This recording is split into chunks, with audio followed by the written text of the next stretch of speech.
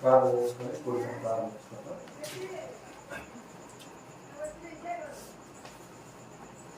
ప్రేమగల తండ్రి, దయగల ప్రభా, పరిశుద్ధమైన దేవ, నమ్మకమైనటువంటి దేవ, సర్వాధికారి అయినటువంటి దేవ, సర్వశక్తి అయినటువంటి దేవ, మాటతో నిర్మాణ దేవ, ఘనమైనటువంటి దేవ, నీ పాదంలో బలములు స్తోత్రం చెల్లిస్తూ స్తుతిస్తూ ఆరాధిస్తున్నాం. మేమందరం నీ సృష్టి అయ్యాం ప్రభా. మీరు మమ్మల్ని అనుదినం కాపాడుతున్నాం, మమ్మల్ని అనుదినం భద్రపరుస్తున్నాం, కృపసూపుతున్నాం ప్రభా. మా అందరి కొరకై మీరు లోకానికి వచ్చి మీరు అందరి కొరకై సెలవులు మీ ప్రాణం అర్పించినట్టు స్తోత్రాలు.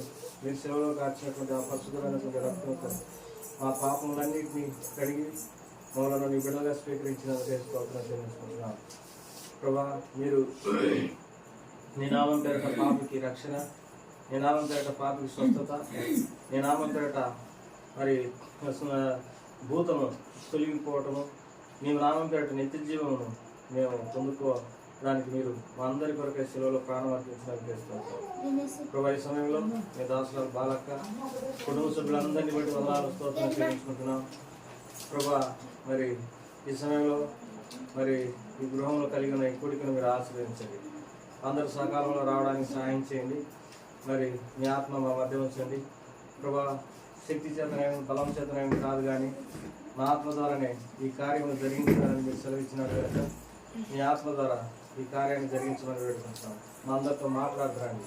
ఈ చుట్టుపక్కల ఉన్నటువంటి వారు తమ హృదయాన్ని మీకు ఇవ్వడానికి ఈ సమయం అనుకూలమైనదిగా ఉంచండి.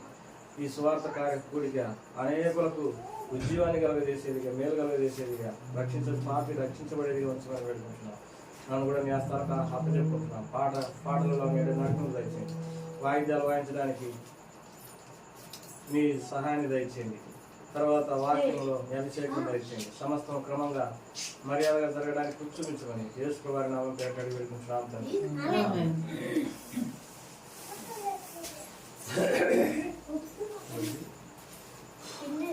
లైవ్ వస్తుందని చెప్పాను. ఏమాత్రం చిన్న శబ్దం వచ్చినా బయటికి పోతుంది. పాట సంఖ్య శివుని గీతాల్లో వచ్చిన పాట పాడుకుంటాం.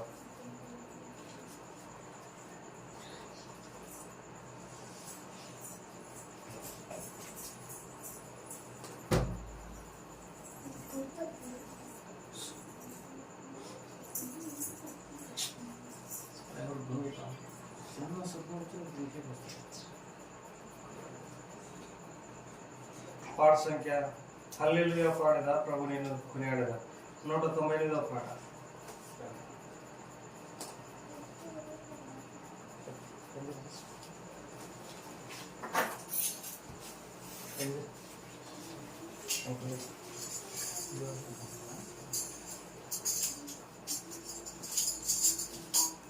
హల్లెలూయా పాడదా ప్రభు నేను కొనియాడదా.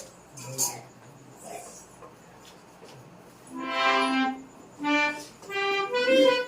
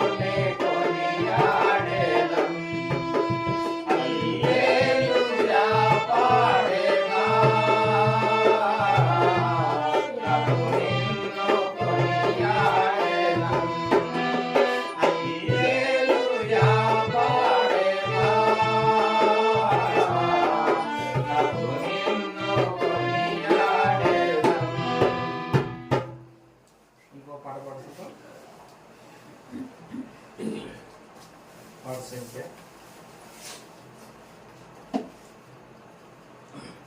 282 యేసు చావు ఉంది నీ కొరకే నా కొరకే అనేటువంటి మాట వాడుతున్నాం. యేసు చావు ఉంది నీ కొరకే 282 కొత్త పుస్తకాలలో, పాత పుస్తకాలలో 242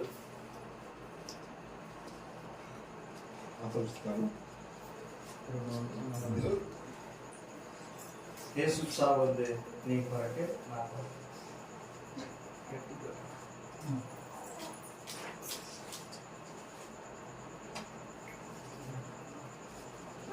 లేదు 85 285 85 కొత్త పుస్తకం 282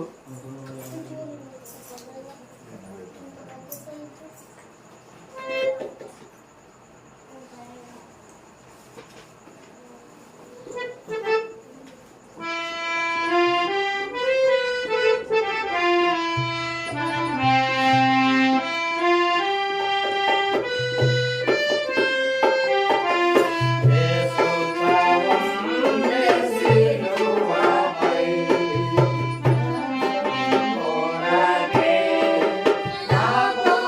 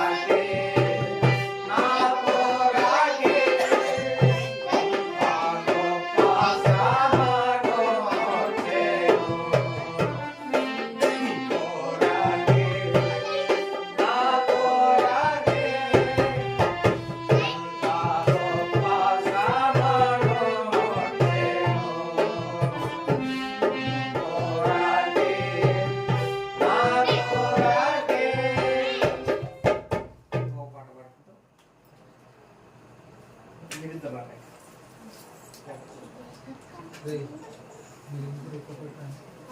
పాట సంఖ్య ఇంకో పాట పాడుకుంటూ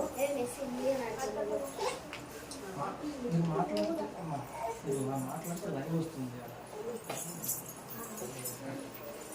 పాట సంఖ్య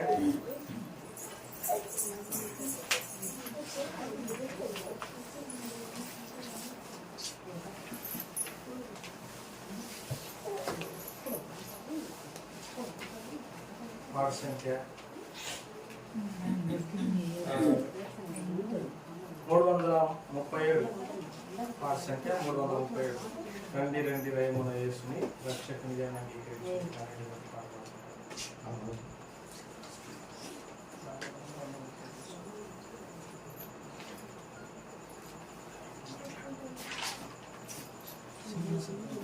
చిన్న శబ్దం పెట్టాలి.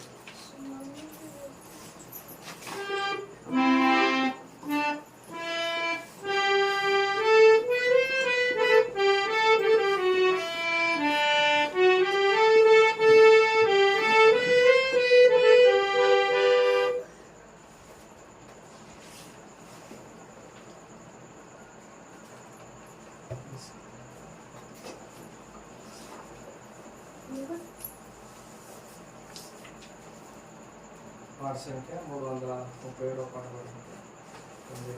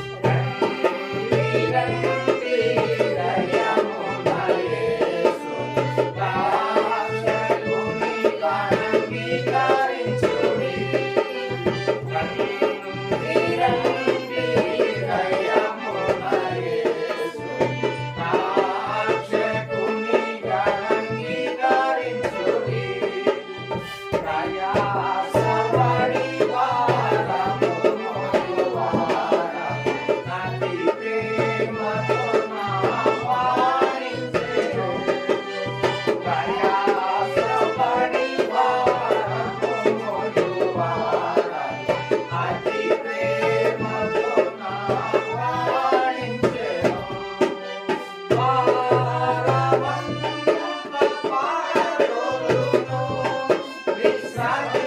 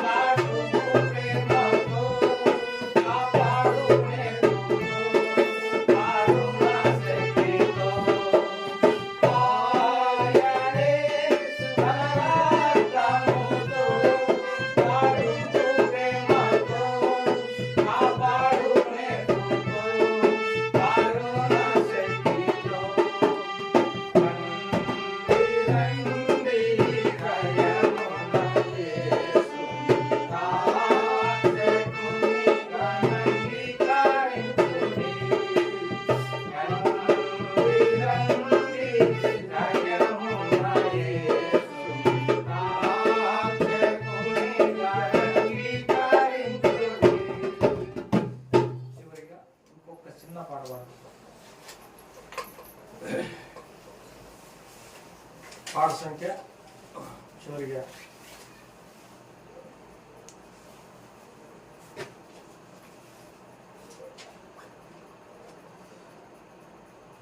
పాట సంఖ్య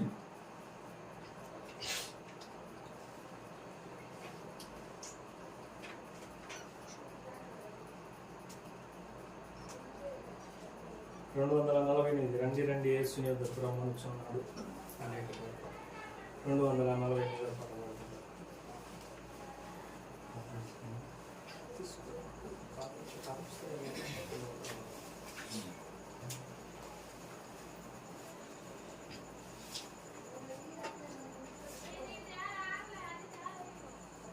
రండి రండి యేసుని యొద్దకు రమ్మనుచున్నాడు అనేక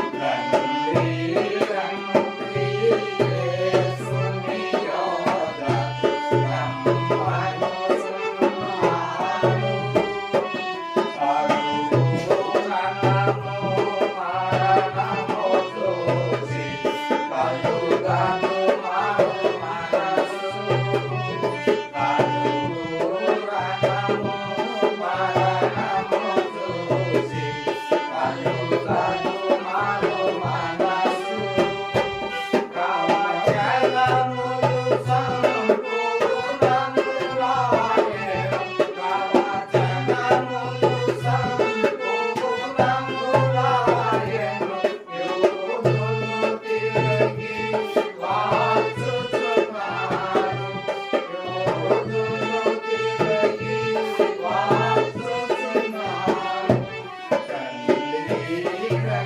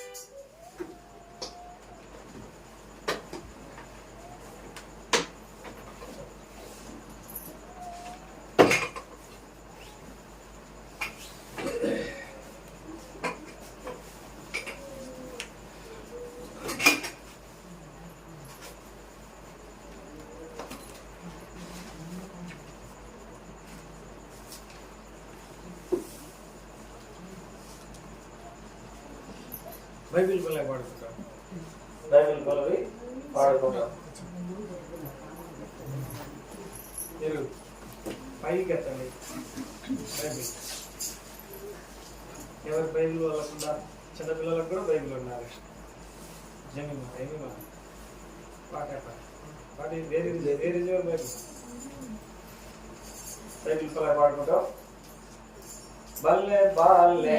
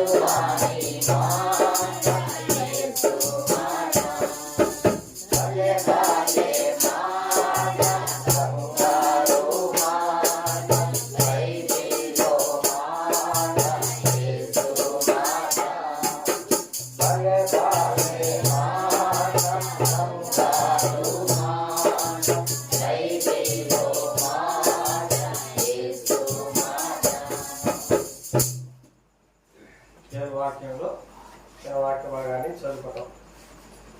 దయచేసి మీరు దేవుని మాటలను శ్రద్ధగా వినవాలని ప్రభు పేరట మనవి చేస్తున్నాం. మార్కు సువార్త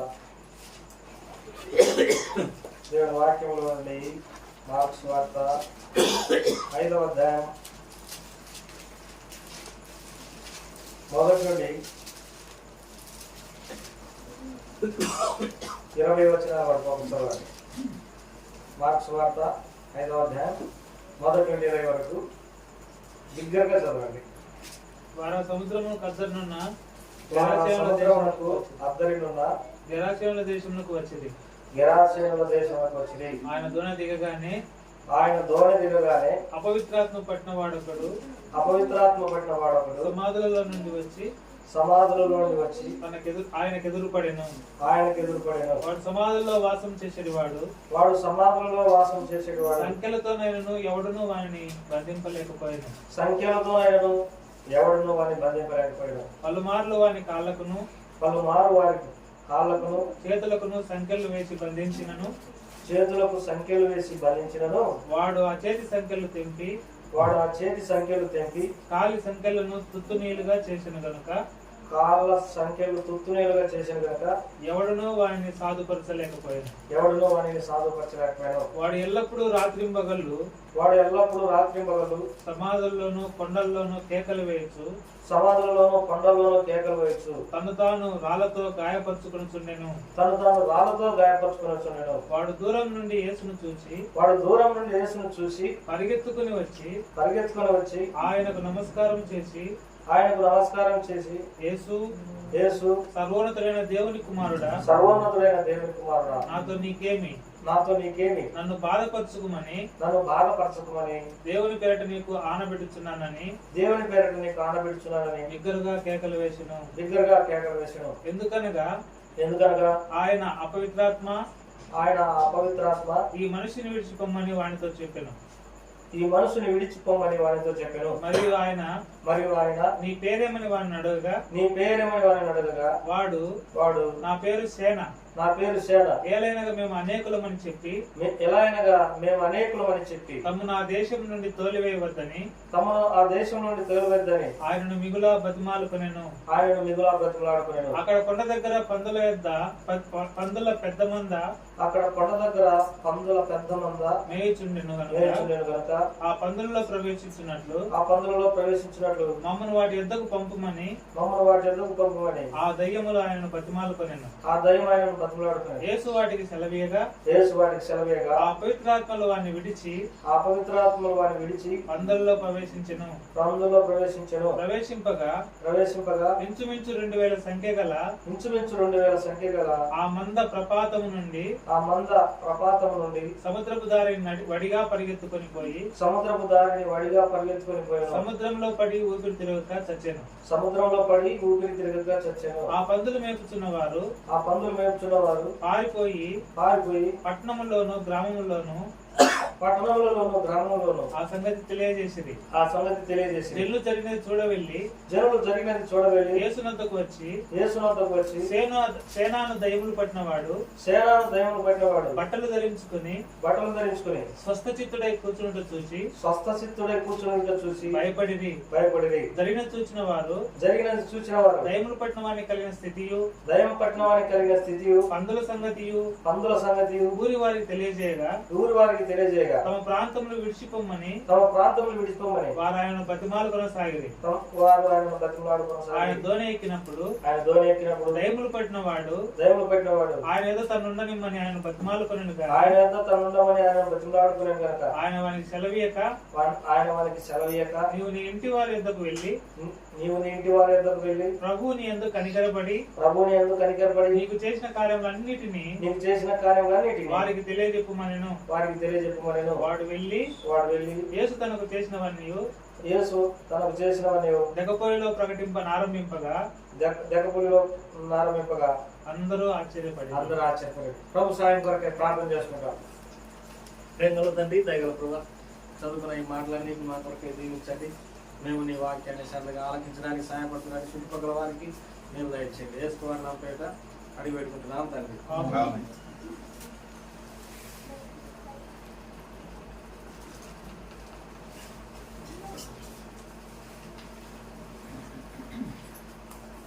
చదువుకున్న ఈ వాక్య భాగాన్ని ప్రభువారు మన కొరకై దీవించి ఆశీర్వదించారు.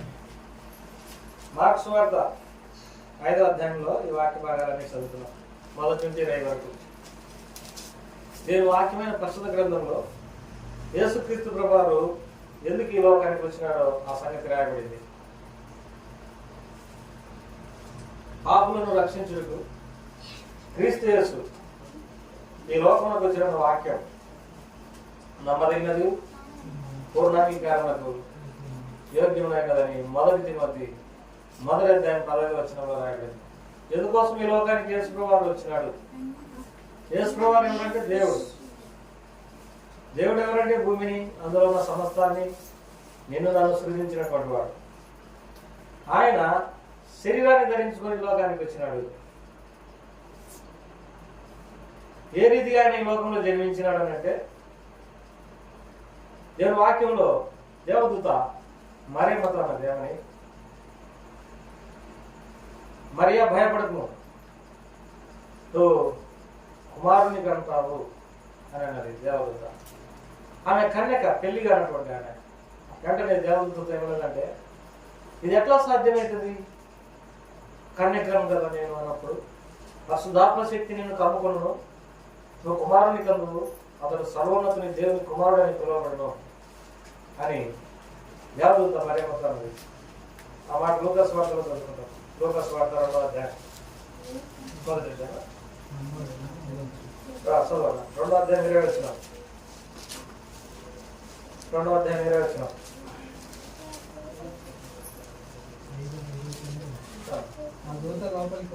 ఆ దూత లోపలికి వచ్చి ఆమెను చూసి, దయాప్రాప్తురాలా నీకు శుభం కలుగును, ప్రభువు నువ్వు తోడై ఉన్నాడు. ఆ విషయానికి ఆమె తొందరపడి ఆ శుభవచనం ఏమిటో అని ఆలోచించుకొనుచుండగా దూత, మరియా భయపడకుము, దేవుని వలన నువ్వు కృప పొందినావు. ఇదిగో నువ్వు గర్భం ధరించి కుమారుని కని ఆయనకు యేసు అని పేరు పెట్టుదు. ఆయన గొప్పవాడై సర్వోన్నతుని కుమారుడు అని పిలువబడును. ప్రభు అయిన దేవుడు కాబట్టి నువ్వు కుమారుణ్ణి కందావు, ఆయనకు యేసు అని పేరు పెడతావు. యేసు అంటే అర్థం పెట్టినటువంటి రక్షకుడు. తన ప్రజలను వారి పాపం నుండి ఆయన విడిపించిన గనక ఆయనకు యేసు అని పేరు పెట్టబడను. యేసు అంటే అర్థం పెట్టినటువంటి రక్షకుడు. దేవుడు శరీరాన్ని ధరించుకొని మానవుల కోసం ఈ లోకానికి వచ్చినాడు. ఎవరి కోసం వచ్చినాడు? మానవుల కోసం వచ్చినాడు. పాపులను రక్షించుటకు. పాపం చేసినటువంటి వారు నరకంలో పడవేయబడాలి. పాపులను రక్షించుటకు క్రీస్తు యేసు లోకానికి వచ్చిన వాక్యం నమ్మదగినది, పూర్ణాంగీకారణకు యోగ్యమైనది. నరకం నుండి మానవుని విడిపించడానికి యేసుక్రీస్తు ప్రభువారు శరీరాన్ని ధరించుకొని లోకానికి వచ్చినాడు. దేవుడు యేసుక్రీస్తు ప్రభువారు దేవుడు, ఆయన శరీరాన్ని ధరించుకొని లోకానికి వచ్చినాడు. ఇంకా దేని కొరకు యేసు ప్రభువారు లోకానికి వచ్చినాడు అంటే, నరకం నుండి తప్పించడానికి, మనల్ని సావకుండా బ్రతికించడానికి లోకానికి వచ్చినాడు. నశించినటువంటి మానవాళిని వెతికి రక్షించుటకు యేసు ప్రభు లోకానికి వచ్చినాడని దేవుని వాక్యంలో రాయబడింది. మానవులు నశించిపోయినారు. మానవులు ఏ విధంగా యేసు ప్రభువారు లోకానికి రాయినప్పుడు నశించిపోయినారంటే, మరణఛాయలో కూర్చున్నారు, మరణ ప్రదేశంలో కూర్చున్నారు, చీకటిలో కూర్చున్నారు, అర్థం కాని పరిస్థితులలో ఉన్నారు మానవులు. యేసు ప్రభువారు లోకానికి రానప్పుడు మరణానికి దగ్గరగా ఉన్నారు. యేసు ప్రభువారు లోకానికి రానప్పుడు మానవులు రోగాలతో ఉన్నారు, హృదయంలో సంతోషం లేనటువంటి వారు ఉన్నారు. తర్వాత వేదనలు అంటే కలవరంతో నింపబడి ఉన్నారు మానవులు వేదనతో సమాధానం లేనటువంటి వారు ఉన్నారు, కలవరాలతో ఉన్నారు, రోగాలు కలిగినటువంటి వారుగా ఉన్నారు, దయాలు పట్టినటువంటి వారుగా ఉన్నారు. యేసు ప్రభువారు లోకానికి వచ్చినప్పుడు ఆయన రోగులను స్వస్థపరిచినాడు, దయాలు నిలబెట్టినాడు. తర్వాత కలవరంతో ఉన్నటువంటి వారిని మరి ఆ కలవరాన్ని వారి హృదయంలో తీసివేసి వారికి సంతోషం ఇచ్చినాడు. కలవరాన్ని తీసివేసి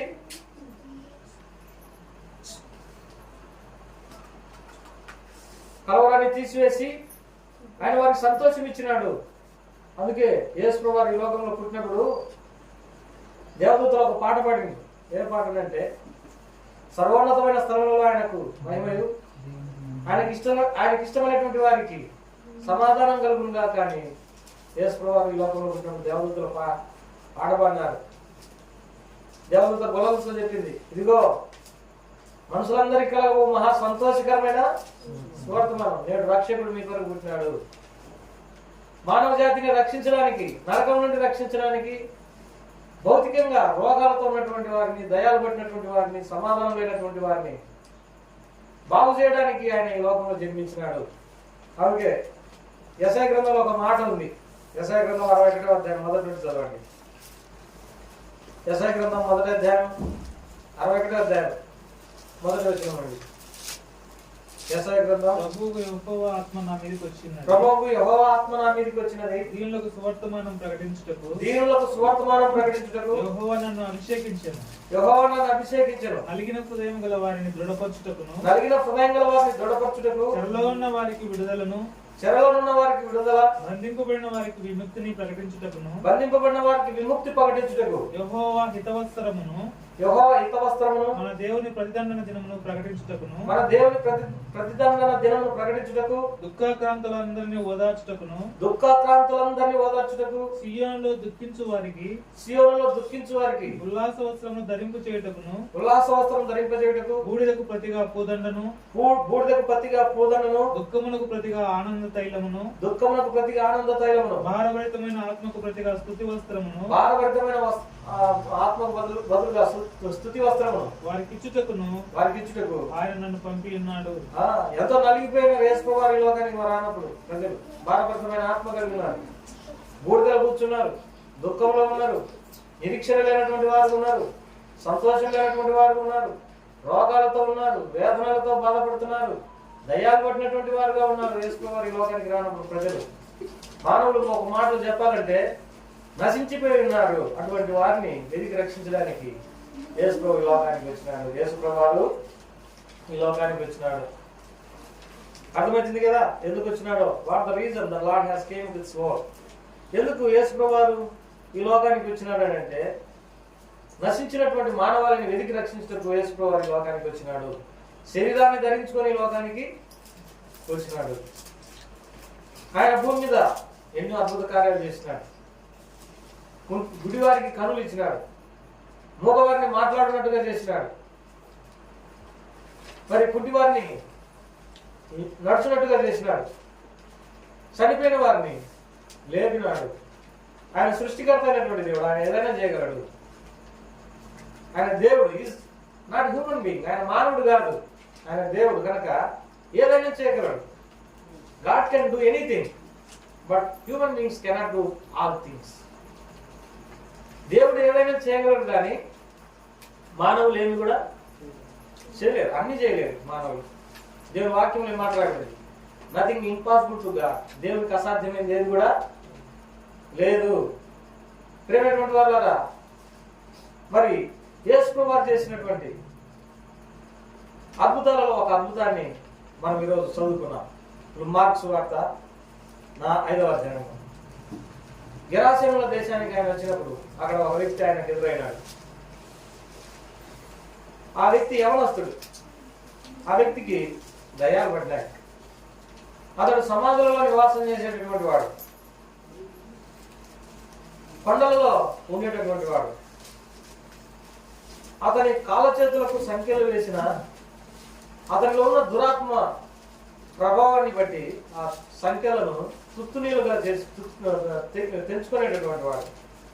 బైబిల్లో రాయబడింది, ఆ వ్యక్తిని ఎవరు కూడా సాధుపరచలేకపోయినారు, అంటే మామూలు స్థితికి తీసుకుని రాలేకపోయినారు. మామూలు స్థితికి తీసుకుని రాలేకపోయినారు. కాళ్ళ చేతులకు సంఖ్యలు వేసి బంధించి నువ్వు ఊర్లో ఉండమన్న ఆ వ్యక్తి ఉన్నాడు. ఆ సంఖ్యలను తెంచుకుంటాడు. ఎందుకంటే మరి ఆ దుష్ట శక్తులు ఆ వ్యక్తికి బలం ఇచ్చేటటువంటి వాటిని తెంచుకొని ఎక్కడ ఉంటాడంటే సమాధులలో ఉండేవాడు. సమాధులలో ఏం చేస్తాడు అంటే మరి కేకలు వేసేవాడు. ఎందుకంటే ఆ లోపల దయ్యాలు ఉన్న కారణాన్ని బట్టి గట్టిగా కేకలు వేసేటటువంటి వాడు. దయ్యాలుంటే బాధ కలుగుతుందా అంటే బాధ కలుగుతుందని దేవుని వాక్యంలో రాయబడింది. లోపల వేదన కలుగుతుంది, బాధ కలుగుతుంది. మనకు ఎట్లా తెలుసు అంటే మొదటి సమూయేలు గ్రంథం 16వ అధ్యాయంలో సౌలుకు దయ్యం పట్టినప్పుడు ఆ దయ్యం అతన్ని వెరపించేది. వెరపించుటాను ఇంగ్లీష్లో ఏమంటారంటే ట్రబుల్, అంటే కలవరపరిచేది. whenever we possessed by the demons, we have the much trouble inside in our heart. మనము దయ్యాల లోపల ఉన్నప్పుడు కలవరానికి గురవుతాం, నెమ్మది లేని స్థితికి గురవుతాం, సమాధానం లేనటువంటి స్థితికి గురవుతాం. దయ్యం మనలో ఉన్నప్పుడు ఎలాంటి భయంకరమైనటువంటి సంఘటనలు జరుగుతాయో ఇప్పుడు వివరించడానికి సమయం లేదు, కానీ వాటి గురించి మనము అవేర్నెస్ అంటే జాగ్రత్త కలిగి ఉండాలి. దయాల గురించి మనం ఎట్లా ఉండాలా? జాగ్రత్త కలిగి ఉండాలి. సౌలుకు దయ్యం పట్టినప్పుడు ఏం జరిగింది? అతను కలవరపడేటటువంటి వాడు. తర్వాత సౌలుకు దయ్యం పట్టినప్పుడు అసూయ పడతా ఉన్నాడు. సౌలుకు దయ్యం పట్టినప్పుడు దావీదు అనేటటువంటి మంచి వ్యక్తిని చంపడానికి ప్రయత్నం చేస్తా ఉన్నాడు. సౌలుకు దయ్యం పట్టినప్పుడు చిట్టుమాటలు మాట్లాడుతూ ఉన్నాడు.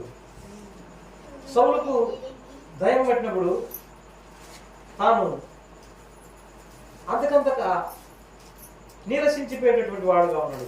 దేవుని వాక్యంలో రాయబడింది సౌలు కుటుంబం అంతకంతకు నీరసించిపోయింది అని. అంత అస్తవ్యస్తం జరుగుతూ ఉంది. దయ్యం పట్టినప్పుడు జరిగే సంఘటనల గురించి కాపరి దుడ్డుకారు అనేటటువంటి పుస్తకంలో ఒక వ్యక్తి రాసింది.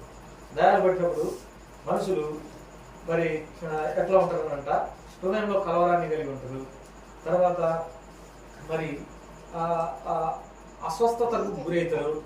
తర్వాత మరి భయంకరమైన పాపపు లక్షణాలు, చెడుతనం చేయాలనేటటువంటి కోరికలు మానవుల్లో ఉంటాయి. దయ్యం పట్టినప్పుడు మరి మనుషులు అబద్ధాలు ఆడతారు. ఒక దూతను దేవుడు అడిగింది, ఈ ఆహాబు అనేవాడిని మీరు ఏ రీతిగా మరి నశింపజేస్తారన్నప్పుడు ఒక దూత వచ్చి అతని నోటిలో అబద్ధంలాడ ఆత్మగా ఉంటానన్నాడు. తర్వాత దయ్యాలు పట్టినప్పుడు ఎట్లుంటారంటే మతి స్థిమితం లేనటువంటి వారు ఉంటారు. ఆ విషయాన్ని ఒక వ్యక్తి ఏమన్నాడంటే, ఒక కుక్క ఒకసారి కూర్చుంటుంది అన్నట్ట, కూర్చొని ఉంటుంది. మీరు కూడా గమనించుంటారు. అది అట్లా కూర్చొని ఉంటుంది, ఆలోచన చేస్తూ ఉంటుంది. ఏదో అర్జెంట్ పని అన్నట్టు పరిగెత్తిపోయి ఇంకోసారి కూర్చుంటుంది, ఆ నుండి ఇంకోసారి కూర్చుంటుంది. అంటే అర్థం ఏంటంటే అర్థం పర్థం లేనటువంటి రీతిలో నడుచుకుంటా ఉంటాడు దయ్యం పట్టినప్పుడు. దయ్యం పెట్టినప్పుడు మరి తన పనులలో వర్ధిల్లలేడు, కాబట్టి ఇక్కడ ఉన్నటువంటి ఈ వ్యక్తి కేకలు వేసేవాడు రాత్రి పగలు సమాధుల్లో పండుగలో. తర్వాత బట్టలు లేవు ఈ వ్యక్తికి, దిగంబరిగా ఉన్నాడు. తర్వాత రాళ్ళు తీసుకొని తన శరీరాన్ని తానే గాయపరుచుకుంటున్నాడు. అటువంటి స్థితిలో ఉన్నాడు ఈ వ్యక్తి. అయితే యేసుక్రీస్తు ప్రభువారు మరి ఆ వ్యక్తి దగ్గరికి పోయినప్పుడు ఆ వ్యక్తి అతనికి ఎదురుపడి ఏమన్నాడంటే, నా దగ్గరికి ఎందుకు వచ్చినావు అని అన్నాడు. ఎందుకంటే దయానికి యేసు ప్రభువారు తెలుసు, నన్ను నశింపజేయడానికి వచ్చినావు, నన్ను బాధ పెట్టడానికి వచ్చినావు అని యేసు ప్రభువారితో దయం పట్టినటువంటి వాడు అని అన్నాడు. దయం పట్టినటువంటి వాడు అన్నాడు. అప్పుడు యేసు ప్రభువారు ఒక మాట అన్నాడు, నీ పేరేం పేరు అన్నాడు. అంటే సేన అన్నాడు. ఏం పేరు? సేన. సేన అంటే అర్థం ఏంటంటే సైన్యం. 6,000 మంది కంటే ఎక్కువగా ఉంటే దాన్ని ఏమంటే సేన అంటాం. ఇప్పుడు ఈ వ్యక్తిలో 6,000 దయాలు పట్టినాయి. ఒక దయం కూడా కాదు. ఎన్ని దయాలు పట్టినాయి? దయాలు పట్టడానికి గల కారణం ఏంటి? దయాలు ఎందుకు పడతాయంటే దేవుని వాక్యంలో సౌలు అనేటటువంటి వ్యక్తి ఉన్నాడు. ఆ వ్యక్తికి దేవుడు తనలో ఉన్నటువంటి ఆత్మను తీసేసుకొని దురాత్మను ఆ వ్యక్తి దగ్గర పంపించినాడు. కారణం ఏంటంటే ఆ వ్యక్తి దేవుని ఆజ్ఞలను గైకొనేవాడు కాదు, దేవుని మాట వినేటటువంటి వాడు కాదు, దేవుని వెంబడించేటటువంటి వాడు కాదు, దేవుని కట్టడలను న్యాయ విధులను అనుసరించేటటువంటి వాడు కాదు. ఎవరైతే దేవుణ్ణి ప్రేమించినటువంటి వారు ఉంటారో, ఎవరైతే దేవుని కట్టడలను న్యాయ విధులను దేవుని ఆజ్ఞలను గైకొనరో వారికి దయ్యాలు పట్టేటటువంటి అవకాశం ఉంది. ప్రకటన గ్రంథంలో మాట్లాడింది, ఎక్కడ దయ్యాలు ఉంటాయంటే ఎక్కడ అపవిత్రత ఉంటుందో అక్కడ దయ్యాలు ఉంటాయి. ఆ మాట చదువుకుంటాం. ప్రకటన గ్రంథం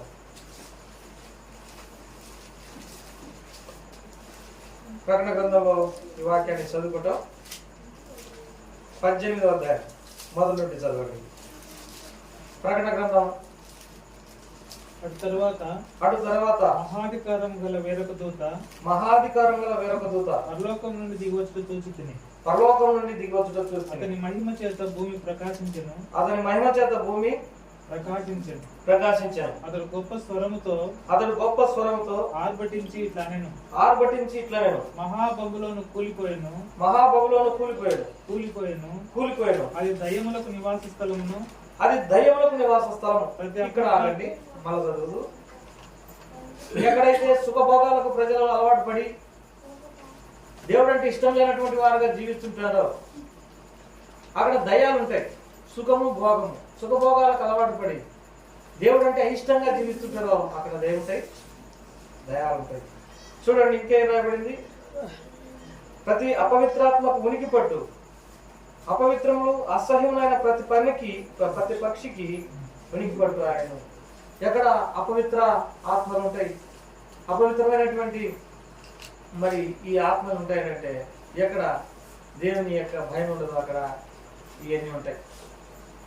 కాబట్టి ఇప్పుడు ఆ మనుషుడికి దేవుడికి భయం లేని కారణాన్ని బట్టి అనేకమైన దయాలు అతన్ని ఆవరించాయి. అంటే నాకు తెలిసి యేసుప్రభువు ఆ వ్యక్తి దగ్గరికి పోకపోతే ఆ వ్యక్తి ఏమైపోయేవాడు, చనిపోయేవాడు. దయాలు బట్టి చనిపోయినటువంటి వ్యక్తులు అనేక మంది ఉన్నారు. దయాలు బట్టి క్షీణించిపోయినటువంటి వారు ఉన్నారు. దురాత్మ శక్తుల వలన ఆరోగ్యాలు పోగొట్టుకున్నటువంటి వారు అనేక మంది ఉన్నారు. అయితే ఈ వ్యక్తి దగ్గరికి ఎందుకు దేవుడు పోయినాడో, యేసుప్రభువు పోయినాడో మనకు తెలియదు, కానీ అతన్ని ప్రేమించి నాకు తెలిసి ఆ వ్యక్తి దగ్గరికి పోయినాడు. సృష్టికర్త అయినటువంటి దేవుడు అతన్ని ప్రేమించి అతను ఉండే స్థలం దగ్గరికి పోయినాడు. అది దేవుని యొక్క ప్రేమ. దేవుడు లోకమును ఎంతో ప్రేమించి తన కుమారుడైనటువంటి యేసుక్రీస్తు ప్రభువుని ఈ లోకానికి పంపించినాడు. యేసుప్రభువు మానవులను వెతుక్కుంటూ ఈ లోకానికి వచ్చినాడు.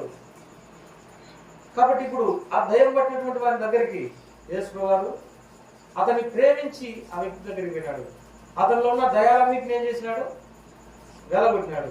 ఎప్పుడైతే ఆ దయాలు వెళ్ళిపోయినాయో అతనికి స్వస్థత వచ్చింది, అతడు ఆరోగ్యం పొందినాడు, అతని గాయాలు మానిపోయినాయి, అతడు మామూలు స్థితికి వచ్చినాడు. మామూలు స్థితికి వచ్చి బట్టలు కట్టుకుని యేసుప్రభువు యొక్క పాదముల యొద్ద కూర్చున్నాడు. అందరికి ఆశ్చర్యం అనిపించింది. ఈ దయాలు పట్టినటువంటి వాడు స్వస్థత పొందినాడు, బాగుపడినాడు, ఈ వ్యక్తి మామూలు స్థితిలో ఉన్నాడు ఏందని అందరూ ఆశ్చర్యపడినారు.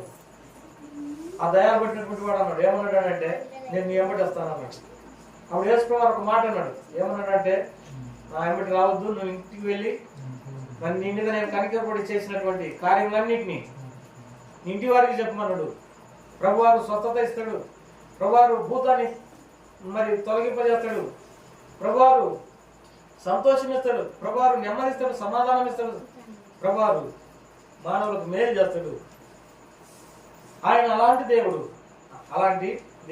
ఈ దయం పట్టినటువంటి వాడు ఎట్ట బతికినాడంటే యేసుప్రభువు ద్వారా బతికినాడు. ఈ దయాన్ని వెళ్ళగొట్టేటటువంటి అధికారం యేసుప్రభువు కలిగి ఉన్నాడు. ఎందుకంటే దేవుడు ఆయన. దయాలు మామూలుగా అయితే యేసుప్రభువుని చూసినప్పుడు దయం భయపడి వెళ్ళిపోతుంది. ఒకసారి కనుక మరి ఒక ఆయన దయం పడితే సేవకుని కాడికి వచ్చి ఆ సేవకుడు నాతో కూడా నేను ఆయన చెప్తుంటే వెళ్ళా. ఆ సేవకుని కాడికి వచ్చి దయం వెళ్ళకూడదు రాని పోయినా తీసుకొని పోయినా ఆయన పోయినాక ఆ దయం నేను పోంటున్నాను సేవకునితో. అంటే ఎందుకని అన్నాడంట, నువ్వు బైబిల్ చదువుకోలేదు అన్నమాట. నేనేమన్నానంటే 3 రోజుల నుండి చదువుకోలేదు నాకు తెలుసు అన్నమాట. ఎన్ని రోజుల నుండి చదువుకోలేదు. కాబట్టి యేసుప్రభువు శిష్యులు అన్నారు, మేమెందుకు ఆ దయాన్ని వెలగొట్టలేకపోయినామని అన్నారు. అంటే యేసుప్రభువు అన్నాడు, ప్రార్థన చేత, ఉపవాస ప్రార్థన చేతనే ఇలాంటివి తొలగిపోతాయని. ప్రార్థన చేసుకున్నటువంటి వారు, దేవుని మీద విశ్వాసం లేనటువంటి వారు, లేకపోతే మరి బైబిల్ చదువుకున్నటువంటి వారు, వీరందరూ దయానికి చిక్కుతారేమో కానీ దయాన్ని వెలగొట్టలేరు. అయితే విశ్వాసం ఉన్నటువంటి వారు, ప్రార్థన చేసేటటువంటి వారు, లేకపోతే దేవుని వాక్యాన్ని ప్రేమించేటటువంటి వారు, దేవుని ప్రేమించేటటువంటి వారు దయాలను ఏం చేయగలరు? నిలబట్టగలరు. కాబట్టి పిల్లరా, నేను ఎందుకు ఈ మాట చెప్తున్నానంటే, ఎలాంటి శోధనలో ఉన్నావో, ఎలాంటి అనారోగ్యంలో ఉన్నావో, ఎలాంటి ఇబ్బందులలో ఉన్నావో, సమస్యలలో ఉన్నావో, ఈ అంధకార శక్తి వలన, ఈ దురాత్మ వలన, ఈ అపవిత్రాత్మ వలన, ఈ సాతాను వలన, ఈ దయ్యం వలన నీ జీవితం ఎంత గందరగోళానికి గురైందో నీకే తెలుసు. అయితే నీకు స్వస్థత చేయడానికి, నీ కుటుంబాన్ని కట్టడానికి, నిన్ను ఆశీర్వదించడానికి, నీకు మేలు చేయడానికి, నీకున్న కలవరాన్ని తీసివేయడానికి, నీకున్న అనారోగ్యాన్ని తీసివేయడానికి యేసుప్రభువు 2 చేతులు చాపి నీ వైపు పిలుస్తున్నాడు. బుద్ధిగంత నివాసులారా, నా వైపు చూసి రక్షణ పొందండి, మీరు మేలు పొందని నా వైపు చూసి. మీరు ఎవరైనా, ఆయన అందరికీ ప్రభు అని దేవుని వాక్యంలో రాయబడింది, కొందరికే కాదు. యేసుక్రీస్తు ప్రభువారు అందరికీ ప్రభువు. కాబట్టి అందరికీ దేవుడు అందరినీ ప్రేమతో పిలుస్తున్నాడు. నీకు మేలు చేయడానికే, నిన్ను ఆశీర్వదించడానికే, నీకున్నటువంటి అనారోగ్యాన్ని తీసివేయడానికి, నీకున్న కష్టాలు తీసివేయడానికి, నీకున్నటువంటి సమస్యలను తీసివేయడానికి, నిన్ను ఆశీర్వదించడానికి ఆయన నిన్ను పిలుస్తున్నాడు. భౌతికంగా నీకు మేలు చేయడమే కాదు. తిరిగినటువంటి వాళ్ళరా, మానవులమైనటువంటి మనము ఏదో ఒక దినాన్ని లోకాన్ని విడిచిపెట్టాలి. మరణం చూడక బ్రతుకు నరుడు ఎవడని దేవుని వాక్యంలో రాయబడింది. ఈ లోకంలో కొంతకాలం మనం ఉండాలి. దేవుని వాక్యం సెలవిస్తుంది, నరుని ఆయుస్సు 70 సంవత్సరాలు, అధిక బలం ఉంటే 80 సంవత్సరాలైంది. మనం ఏదో ఒక దినాన్ని ఈ లోకాన్ని విడిచిపెట్టిపోవాలి. ఈ లోకం మనం శాశ్వతము. ఈ లోకాన్ని మనం ఏం చేయాలి? ఏదో ఒక దినాన విడిచిపెట్టాల్సిందే. మరణం చూడక బ్రతుకున్నాడు ఎవడు? దేవుని వాక్యంలో ఈ మాట రాయబడింది. ఏమనిందంటే, హెబ్రీయులకు రాసిన పత్రిక 9వ అధ్యాయంలో, మనసులో ఒకసారి వృద్ధి పొందవాలని నియమింపబడిన వాడి తర్వాత తీర్పు జరుగును. కాబట్టి భూలోకంలో మనం ఎంతకాలం బతుకుతామో అంతకాలంలో మనం చేసినటువంటి మంచి క్రియలు, చెడ్డ క్రియలు దేవుని దగ్గర లెక్క ఒప్పజెప్పాలి. మేలు చేసినటువంటి వారు, మంచి చేసినటువంటి వారు జీవ పునరుత్థానానికి పోతారు. కీడు చేసినటువంటి వారు, చెడుతనం చేసినటువంటి వారు నిందపాలవుతారు, అసహ్యులవుతారు. దేవుని చేత మరి అసహించుకోబడతారని దేవుని వాక్యంలో రాయబడింది. కాబట్టి ఇప్పుడు పాపం చేసినటువంటి వారు, పాపం అంటే అర్థం ఏంటిదంటే దేవునికి అయిష్టంగా జీవించడం, దేవుని ప్రేమించలేకపోవడం, దేవుని గౌరవించకపోవడం, దేవుని లెక్క చేయకపోవడం, ఎన్ని పాపమే. వీరందరూ కూడా మరి నరకానికి గురవుతారు. నరకం ఎంతో భయంకరమైనది. నరకంలో సుఖ నీరు మానవునికి దొరకదు. నరకంలో మన ప్రార్థన అంగీకరించబడదు. భూమి మీద బతికున్నప్పుడే నన్ను క్షమించు ప్రభువా, నా జన్మ పాపాన్ని, కర్మ పాపాన్ని తీసివేయమంటే ఆయన కనికరించి నీ పాపాలు తీసివేసి నీ పేరు తన జీవగ్రంథంలో రాసుకుంటాడు. ఒకవేళ కఠిన హృదయుడవై నన్ను క్షమించమని ప్రార్థన చేయకపోతే నీ పేరు జీవగ్రంథంలో రాయబడదు. చనిపోయిన తర్వాత నరకం ఉంది. అదెంతో భయంకరం. నీ ఆత్మ అందులో నిరంతరం కాలుతుండాలి. 1 రోజు కాదు, 2 రోజులు కాదు, యుగాలు ఆ నరకంలో బాధపడాలి. వేదనకరమైన స్థలం అని నరకాన్ని గురించి రాయబడింది. సుక్క నీరు దొరకనటువంటి స్థలం అని నరకం గురించి రాయబడింది. నరకంలో బాధపరచబడతామని నరకం గురించి రాయబడింది. నరకంలో మన ప్రార్థన అంగీకరించబడదు. నరకంలో పడపడ కళ్ళు కొరుకుతా మనం చూస్తాము అని దేవుని వాక్యంలో రాయబడింది. ఆ వేదనకరమైన స్థలం నుండి, సుక్క నీరు దొరకనటువంటి స్థలం నుండి, అగ్ని చేత నీ ఆత్మ కాల్చబడేటటువంటి ఆ స్థలం నుండి, నరకంలో నీకు పురుగులు పడతాయి నీ కింద అని దేవుని వాక్యంలో రాయబడింది. ఆ పురుగులు పట్టేటటువంటి స్థితి, వేధించబడేటటువంటి స్థితి నుండి తప్పించడానికి యేసుప్రభువు ఈ లోకానికి వచ్చి నీ పాపం శిక్షను తన మీద వేసుకున్నాడు. శిలువలో నీ కొరకే ఆయన ప్రాణం అర్పించినాడు. ఎందుకంటే దేవుని వాక్యంలో ఒక మాట ఉంది, హెబ్రీయులకు రాసిన పత్రిక 9వ అధ్యాయంలో, రక్తము చిందింపబడుతున్న పాప క్షమాపణ కలగదని సామాన్యంగా చెప్పవచ్చునని రాయబడింది. మానవుల పాపాలకు ప్రాయశ్చిత్తం చేయబడాలి. మానవుల పాపాలకు మరి ప్రాయశ్చిత్తం చేయబడాలి. ఎవరు మానవుల పాపాలకు ప్రాయశ్చిత్తం చేసినారు అని అంటే యేసుప్రభువు వారు శిలువలో మనందరి పాపాలకు ఆయన ప్రాయశ్చిత్తం చేసినాడు. 1 యోహాను 2వ అధ్యాయంలో ఆయనే మన పాపములకు ప్రాయశ్చిత్తమై ఉన్నాడని దేవుని వాక్యంలో రాయబడింది. ఆయన మనందరి కొరకే అపరాధ పరిహారార్థ బలి అయినాడు. మనందరి కొరకే ఆయన గాయపడినాడు. మనందరి అతిక్రమలను బట్టి ఆయన నలగొట్టమన్నాడు. మన సమాధానమైనటువంటి శిక్ష యేసుక్రీస్తు ప్రభు వారి మీద పడింది. నీవు శిక్షను అనుభవించాలా, నేను శిక్షను అనుభవించాలి. ఎందుకంటే చేతులతో చేయకూడనటువంటి పాపాలు ఎన్నో చేసినాం, కనులతో చూడకూడనటువంటి చూపులు చూసినాం, హృదయంతో ఎన్నో భయంకరమైన ఆలోచించినాం. ఈ భయంకరమైన పాపాన్ని బట్టి దేవుడు మనల్ని శిక్షించాలి. అయితే మన శిక్ష ఆయన మీద వేసుకున్నాడు. మానవ జాతి పాపమంతా ఆయన మీద వేసుకున్నాడు. ఆయన వీపున మన పాపములు మోసుకున్నాడని దేవుడి వాక్యంలో రాయబడింది. కాబట్టి ఈ రాత్రికాల సమయంలో నీవెవరైనా యేసు ప్రభువా నేను పాపిని, నన్ను క్షమించమని వేడుకుంటే ఆ దయగల దేవుడు నిన్ను క్షమిస్తాడు. దేవుడి వాక్యంలో మాట్లాడింది యేసు ప్రభువు యొక్క రక్తము ప్రతి పాపం నుండి మనలను కడిగి పవిత్రులుగా చేయమని దేవుని వాక్యంలో రాయబడింది. ప్రతి విధమైన పాపాన్ని ఈ లోకంలో ఏ విధం చేతనైనా మనం పోగొట్టుకోలేము. అయితే యేసు ప్రభువు వారు శిలువలో కార్చినటువంటి ఆ పరిశుద్ధమైనటువంటి రక్తమే ప్రతి విధమైన పాపం నుండి మనం కడిగి పవిత్రులుగా చేయడం. కాబట్టి ఈ రాత్రికాల సమయంలో ప్రియమైన సోదరి సోదరుడా, నీ రోగం తీసేయడానికి, నీ బాధలు తీసేయడానికి, నీ కష్టాలు తీసేయడానికి, నిన్ను ఆశీర్వదించడానికి యేసు ప్రభువు వారు ఈ లోకానికి వచ్చినాడు. ఆయన ఎందుకు ఈ లోకానికి వచ్చినాడంటే నీ జన్మ పాపం కర్మ పాపంను తీసివేసి ఆ పరలోక రాజ్యంలో నిన్ను చేర్చుకోవడానికి, నీకు నిత్య జీవం ఇవ్వడానికి, శిక్ష నుండి తప్పించడానికి, నరకం నుండి తప్పించడానికి ఆయన ఈ లోకానికి వచ్చినాడు. కాబట్టి ఇటువంటి ధన్యకరమైనటువంటి జీవితం నీకు కావాలని ఆశపడితే ఇదే మిక్కిలి అనుకూల సమయం. రేపు మనది కాకపోవచ్చు, రేపేం సంభవించినా మనకు తెలియదు. నీ జీవం ఏపాటిది, అంతలో కనబడి అంతలో మాయమైపోవు, ఆవిరి వంటిది కాదా అని దేవుని వాక్యంలో రాయబడింది. కాబట్టి రేపు యేసు ప్రభువారిని, లేకపోతే ఎప్పుడో మరి నాకు సమయం దొరికినప్పుడు యేసు ప్రభువారిని నా రక్షకునిగా, ప్రభుగా, క్రీస్తుగా, దేవునికి అంగీకరిస్తాను అని అంటే రేపు ఏమైతుందో తెలియదు. మనం రక్షించబడకోకుండా, మన పాపాలకు ప్రాయశ్చిత్తం చేయబడకోకుండా, యేసు ప్రభువారిని సొంత రక్షకునిగా, దేవునిగా అంగీకరించకుండా చనిపోతే నరకం ఉంది. ఇక్కడ కూర్చున్నటువంటి వారిలో ఎంతమంది యేసు ప్రభువారిని రక్షకునిగా అంగీకరించినారు? ఎంతమంది యేసు ప్రభు రక్తం చేత తమ పాపాలు కడుక్కున్నారు, నిత్య జీవానికి వారసులైనారో మరి నాకైతే తెలియదు, మీకే తెలుసు. పిల్లలకు దేవుడు అవసరమే, పెద్దలకు దేవుడు అవసరమే, యవనస్తులకు దేవుడు అవసరమే, అందరికీ దేవుడు అవసరమే. దేవుడు వాక్యంలో రాయబడింది, నీ బాల్య దినంలోనే నీ సృష్టికర్తను స్మరణకు తెచ్చుకున్నాము అని దేవుని వాక్యంలో రాయబడింది. సమయాలు ఎప్పటి నుండి దేవుని ఇంట్లో ఉన్నాడు?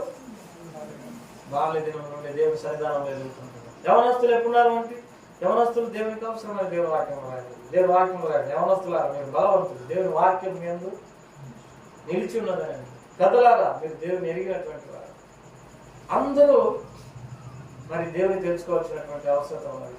ఆయన లేకుండా మనం చనిపోతే నరకం అవుతుంది.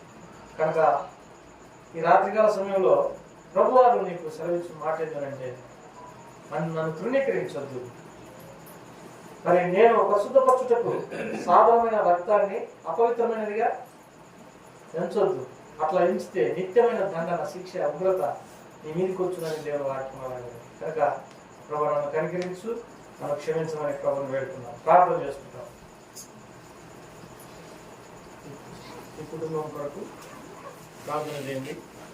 బాలక్క, తర్వాత మరి యొక్క పిల్లలు లోహిత, జయంతి, తర్వాత స్వప్నక్క అంటే స్వప్నక్క ఆమె భర్త భాస్కర్ అన్న, ఇందుమేసి, రోజు దివ్య వారి కొరకు ప్రార్థన చేయండి. చిన్నశాంతమ్మ వివాహం కొరకు ప్రార్థన చేయండి. తర్వాత కన్నన్న, తర్వాత ఇందిరక్క వారి పిల్లలు బ్లెస్సి, జాన్ కొరకు ప్రార్థన చేయండి. వీరందరి కొరకు ప్రార్థన చేయండి. ఒక 3-4 ప్రార్థన చేయండి, తర్వాత ముగించుకుంటాం. కళ్ళు మూసుకునండి.